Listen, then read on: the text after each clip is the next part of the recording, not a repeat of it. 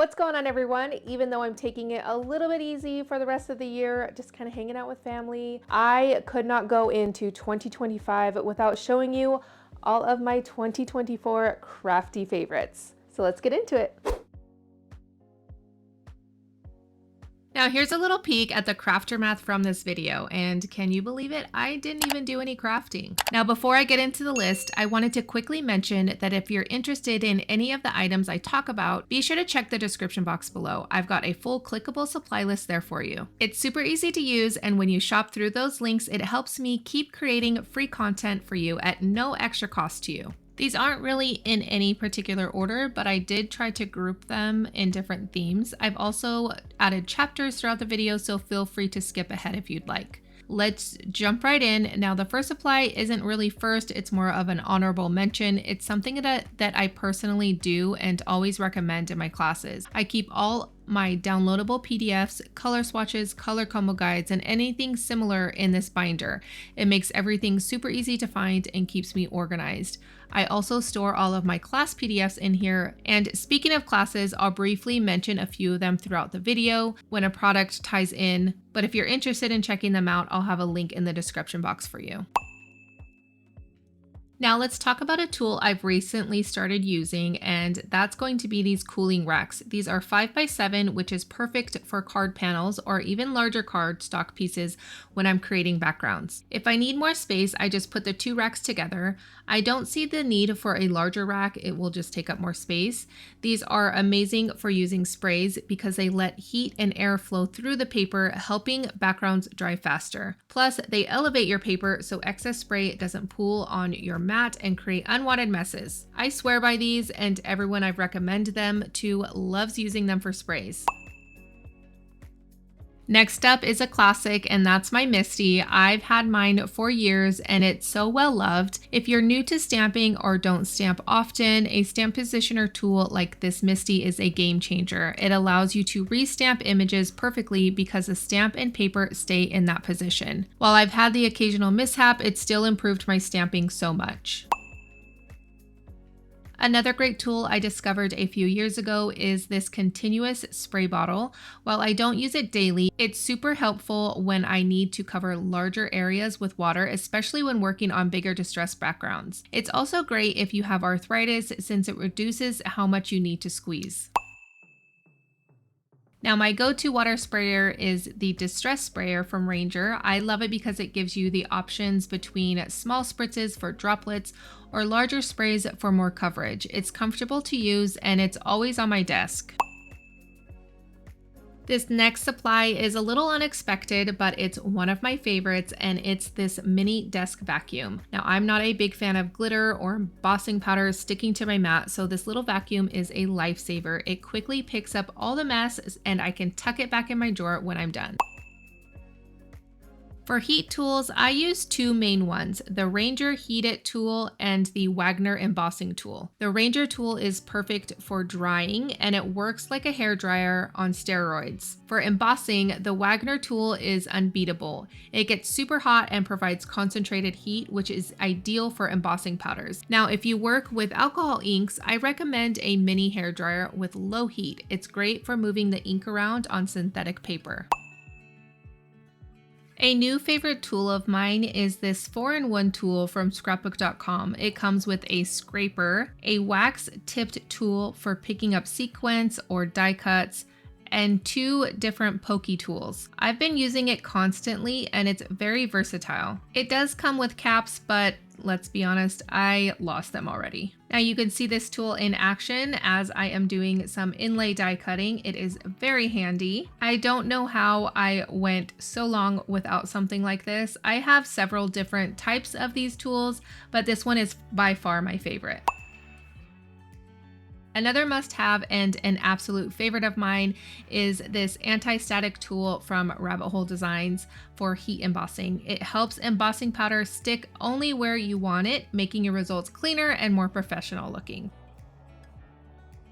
Now let's talk about mint tape. I absolutely love this stuff. I keep a stockpile of both the smaller and the larger sizes in my crafting closet. The smaller one is perfect for holding down dies while die cutting, and the larger size is great for picking up intricate die cuts and inlay pieces.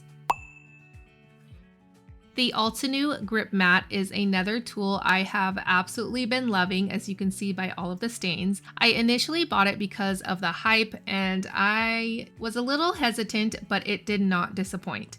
Unlike some of the other trendy products I've purchased over the years that end up collecting dust, I use this one all the time for ink blending, stenciling. It's definitely worth the hype and the investment.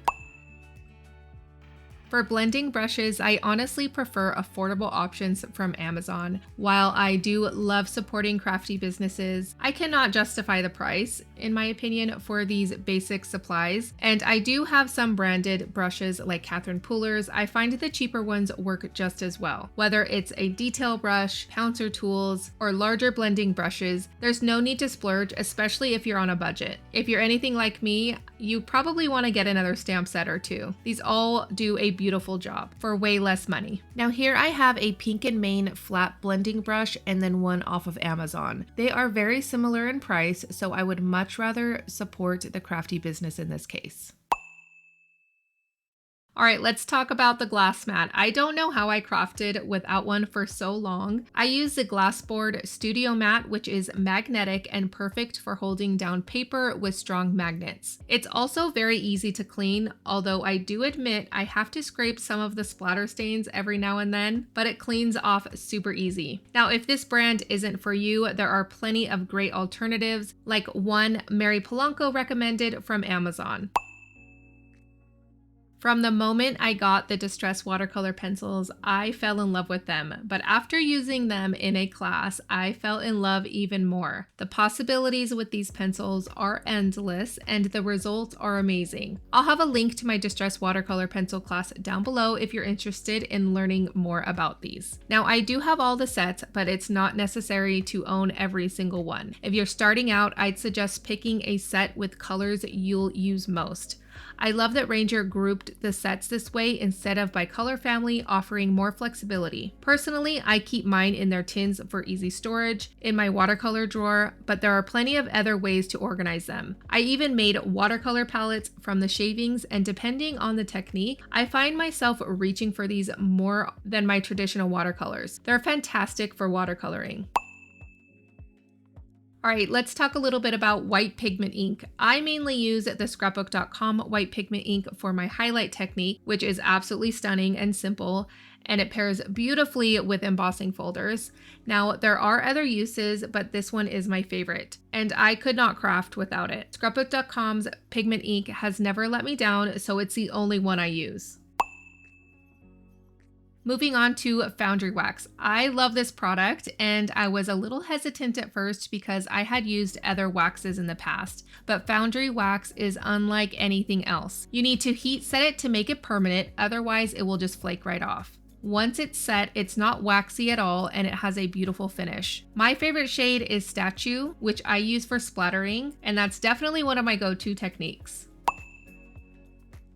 Distress Microglaze is another product I cannot live without. I've been using it for years, and it's amazing for sealing distress sprays, watercolor pencils, and other water reactive mediums. While it's not artist grade, it's perfect for card making and gives projects a brighter, more finished look. It's also great for resist techniques and dries matte, which I absolutely love. A single jar lasts me about 6 to 9 months, and I use it very often. My splatter squad was probably waiting for this product, and it's the Dina Wakley Gloss Spray in white. And it really only has one purpose for me, and that's splattering. It's my favorite for white splatters because it stays vibrant, especially when paired with the Distress Microglaze. The glaze prevents colors from bleeding into the splatters, keeping them crisp and clean and white. If you're into mixed media and don't have this spray, you're definitely missing out. As for distress crayons, I'll admit I was initially intimidated by them, so I just collected them without really using them. Everybody was wanting a class because they really didn't know what to do with them either, so after experimenting them for a class, I fell in love. The techniques you can achieve with these are so unique, and now I use them all the time. If you have some in your stash and don't know where to start, be sure to check out my distress crayons class. It's packed with so many tips, inspiration, and you'll absolutely love it. Distress sprays are hands down my favorite medium to use. If I'm feeling stuck creatively, I usually grab these or my alcohol inks, but my sprays win most of the time. I have almost all of the colors, though it's not necessary to own every single one of them. And my tip is usually to look at the colors you already use in your projects and then start there. For example, if you use a lot of pinks and purples, choose sprays in those shades rather than ones you rarely reach for, because you definitely want to be inspired by your supplies because you'll be more likely to use them, and we buy them for a reason, so don't buy anything that you probably are not going to use. I am definitely guilty of this. Now I also have a free distress color combo guide linked in the description box to help you kind of decide which color combinations are right for you.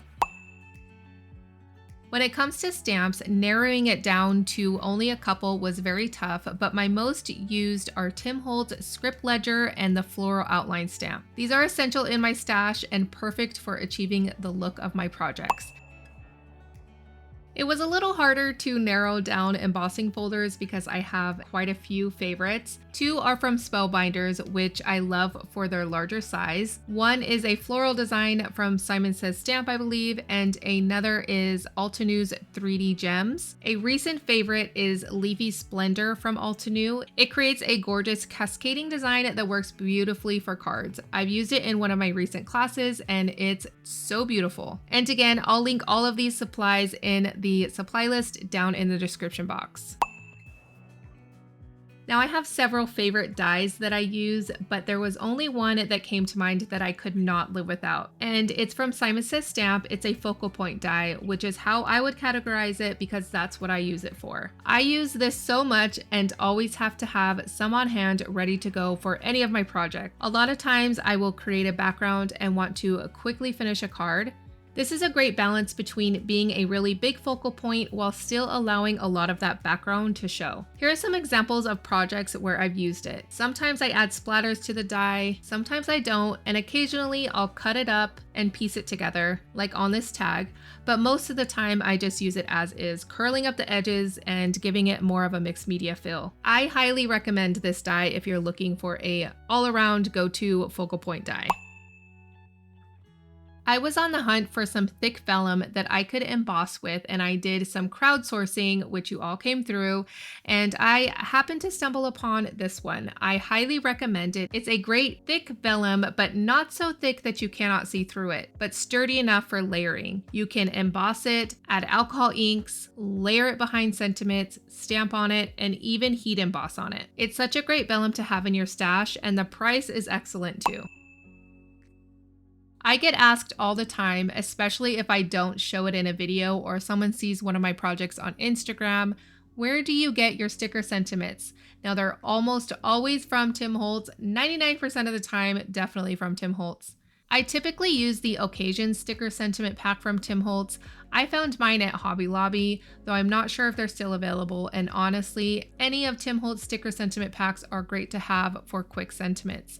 I'm a lazy crafter and don't like stamping out my sentiments after I've done all of my backgrounds, die cutting, and anything else, so these are perfect. Now, if you can't find the sticker packs you like, Tim Holtz also has a tiny text stamp set with so many of his popular sentiments. I will usually stamp out a bunch at once, cut them up, and keep them on hand for quick card making.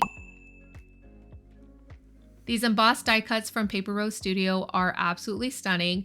Whether it's the butterflies, dragonflies, or gnomes, I cannot get enough. The colors and the glaze-like finish are absolutely perfect. Now, of course, I don't use them all the time because I don't want all of my projects to look exactly the same, but I highly recommend them. I usually cut off the white outline because it's just not my style, but that's super easy to do. They're stunning on any type of project, and there are so many options to choose from. Now, remember earlier when I said I don't like spending unnecessary money on basic crafting tools? The same goes for organizational items. I found these pouches on Amazon and they are amazing. They come in different sizes and colors, or all one color if that's what you prefer. And although there is a slight difference in feel compared to Scrapbook.com's pouches, these are just as durable. I tried ripping them, yanking on them, and they hold up just as well. Now, again, I love supporting crafty businesses, but for something like this, I'd rather spend my money on new stamps or dies or embossing folders or literally anything else. And I do use these all over my house, not just in my craft room. They're great for organizing small things, electronics, cords, and I even use them to organize the different modules for my classes. They're so versatile, I highly recommend these as well. Now, I've had this spray adhesive in my stash for quite some time, and honestly, I just never really used it or thought about using it for my cards because it would get lost in my craft closet. In my last class, Cards by the Dozen, we did a lot of inlay die cutting, and I didn't want to sit there for hours using liquid adhesive to stick down all the little pieces and trees and things. So I needed something quick, and then I remembered I have the spray adhesive. Now, while this one works, I don't think it's the best. Now, I've already purchased several different ones that I'm planning to test out to see which is truly the best spray adhesive. And of course, I'd love to know if you have a spray adhesive that you absolutely love. Please let me know in the comments section and I will definitely give it a try. Now, even though I'm still on the hunt for the perfect spray adhesive, I wanted to include this in my list because it's already made such a difference in my card making process. Now, stay tuned in 2025 for a video all about the spray adhesives. Now, I know this video is titled 24 products for 2024, and yes, this was definitely more than 24 products. I just couldn't narrow it down anymore. I also have even more crafty favorites that I didn't get to include in this video, so be sure to check out the playlist where I share my organization tips, more crafty tools, and other favorites that I still use to this day. I'll see you there, and as always, stay creative, my friends.